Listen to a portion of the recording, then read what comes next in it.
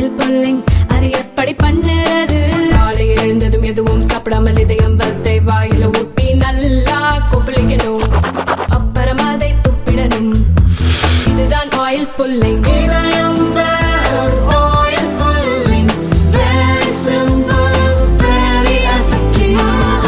ஆத்தூர் அருகே அரசு பேருந்து கவிழ்ந்த விபத்தில் பள்ளி குழந்தைகள் உட்பட 7 பேர் காயமடைந்தனர்.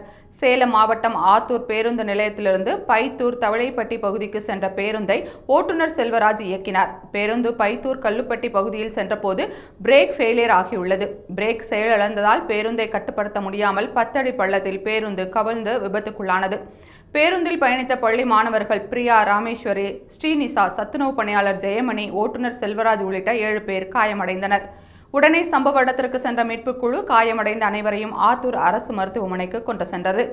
அங்கு அவர்களுக்கு சிகிச்சை அளிக்கப்பட்டு வருகிறது. விபத்தில் பேருந்து முழுமையாக சேதமடைந்தது. இந்த விபத்து அப்பகுதியில் பரபரப்பை ஏற்படுத்திய நிலையில் அதிகாரிகள் விபத்துக்கான காரணங்களை பற்றி விசாரணை மேற்கொண்டு வருகின்றனர்.